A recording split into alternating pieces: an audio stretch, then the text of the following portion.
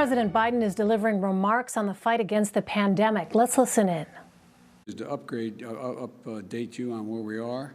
Tomorrow, we're going to begin the briefings that are going to occur on a regular basis with Mr. Zients and his team. So we're bringing back the pros to talk about COVID in an unvarnished way. Any questions you have, that's how we'll handle them, because we're letting science speak again.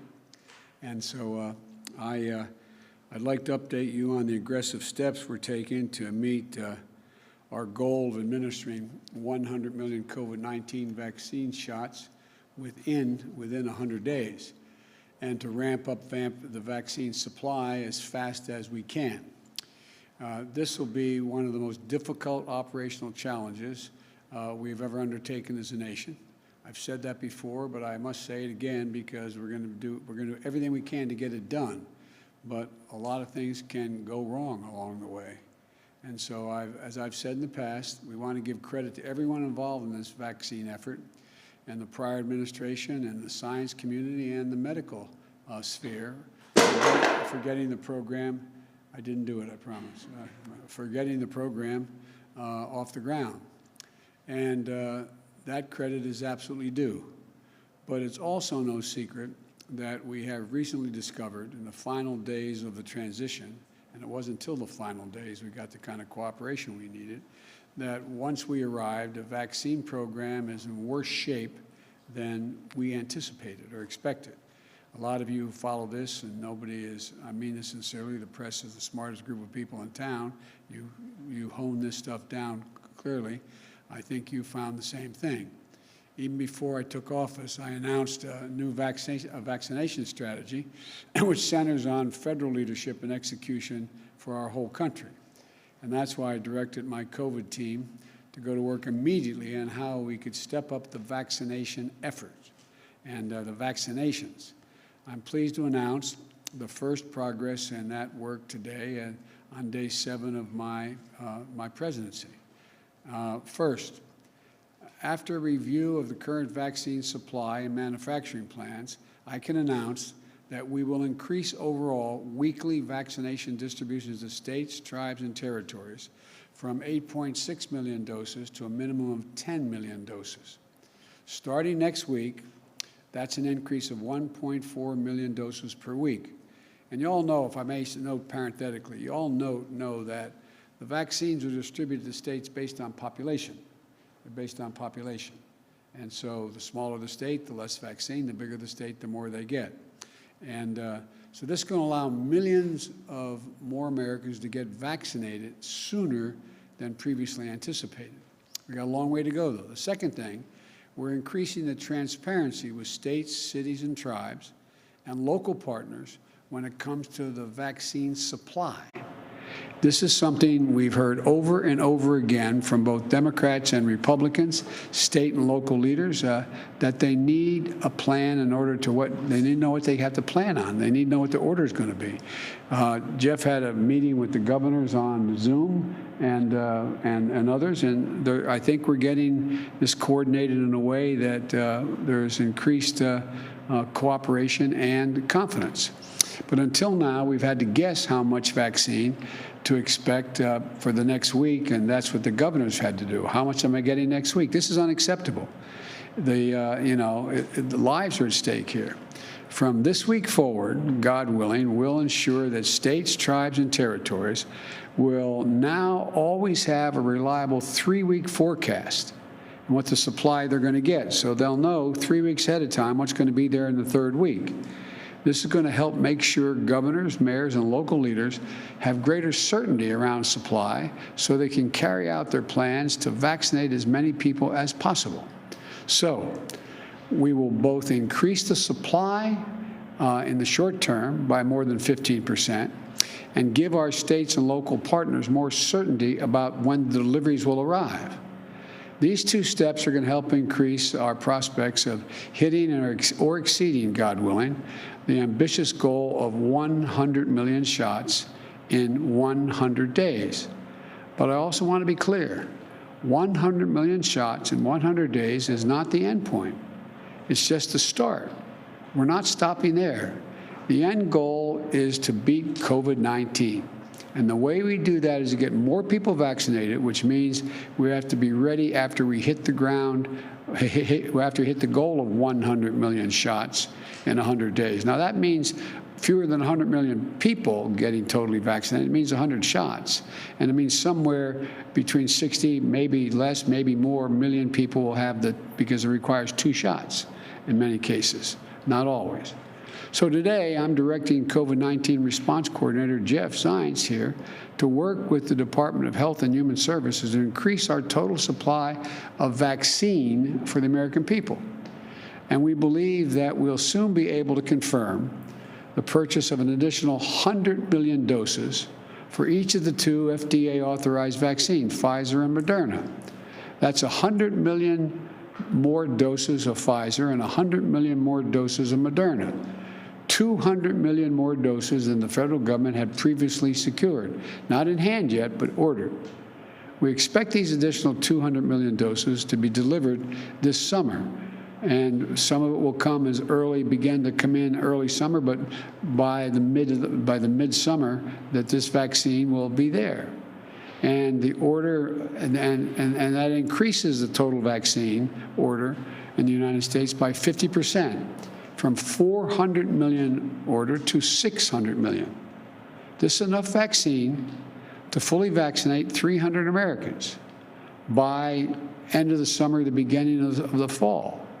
But we want to make, look, I want to repeat, it'll be enough to fully vaccinate 300 Americans to beat this pandemic, 300 million Americans.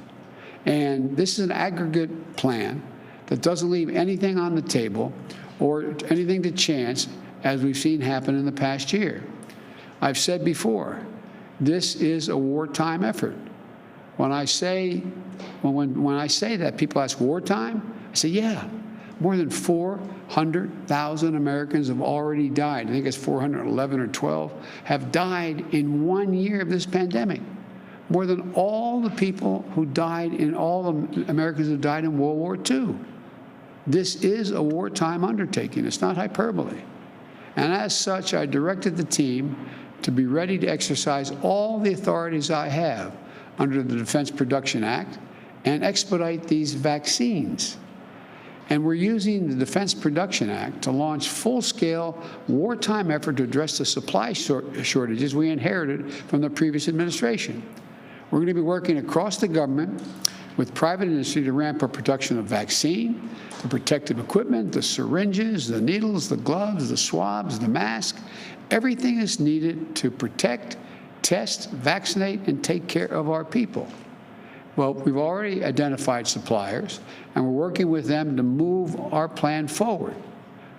The biggest problem, I hope you're all asking me by the end of the summer, that you have too much vaccine left over.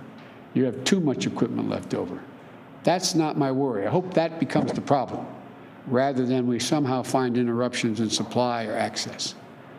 These aggressive steps to increase vaccine supply come on top of the steps we took last week to get more people vaccinated for free, to create more places for them to get vaccinated, and to mobilize more medical teams to get shots in people's arms. We've directed FEMA, the Federal Emergency Management Agency, to stand up the first federally supported community vaccination centers. And that work is underway. We're working to make vaccines available to thousands of local pharmacies beginning in early February. It's a couple weeks off. And that will enormously expand our reach. Last week, I also signed a declaration to immediately begin reimbursing states 100% for the uses of their National Guard to help the COVID relief effort, both getting people, getting the sites set up and even using some of their personnel to administer some of the vaccines. And I think it's something Democrats, Republicans, governors alike have called for. We're also expanding testing, which will help schools and businesses reopen safely and protect the most vulnerable. And we formalized the Health Equity Task Force to ensure that equity is at the core of everything we do in urban and rural communities alike, to make sure those people most significantly damaged have access access. We have to change. We have to move in a direction for those communities that are hard to get to. But the brutal truth is, it's going to take months before we can get the majority of Americans vaccinated. Months. In the next few months, masks, not vaccines, are the best defense against COVID-19. Experts say that wearing masks from now on just until April would save 50,000 lives who otherwise will pass away if we don't wear these masks. That's why I'm asking the American people to mask up for the first 100 days. I've issued executive orders requiring masks on federal property and interstate travel, trains and planes and buses. One congressman pointed out he used a very, colorful term to say, wearing a mask, I tell him to kiss my ear, and I'm not going to wear a mask. Well, guess what? Not very American. The fact is, you want to be patriotic, you're going to protect people. And new COVID-19 variants we are instituting new measures to deal with these individuals flying into the United States from other countries. You've all if you can hold a second, you've all heard about the strain, the British strain, the Brazilian strain, the South African strain, and they seem to be more transmittable more easily. So in addition to wearing masks, everyone flying to the United States from another country, we need to test before they get on the plane and self-quarantine when they arrive in America. I'm going to close with this. We now have a national strategy to beat COVID-19. It's comprehensive. It's based on science, not politics. It's based on truth, not denial. And it is detailed. It's going to require Congress to pass the American Rescue Plan to provide funding to administer the vaccines, to ramp up testing, to help schools and businesses reopen, and deliver immediate economic relief to Americans who are in badly need of it through no fault of their own. And our plan will take time.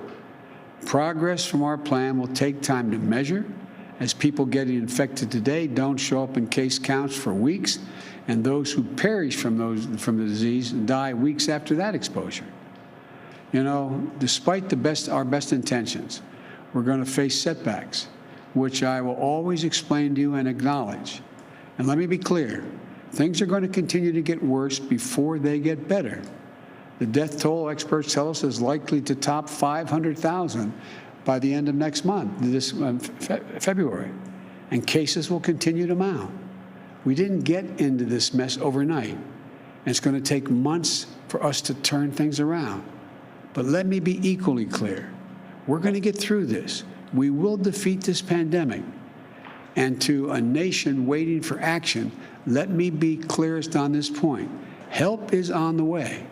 We can do this if we come together, if we listen to the scientists. And as I said, tomorrow I say to the press, the entire team will be back in the business of my COVID team of answering all your detailed questions. So thank you very much for your patience.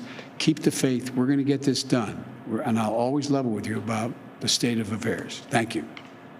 Mr. President, did you promise to punish Putin? You were just watching President Biden deliver remarks on the fight against the pandemic.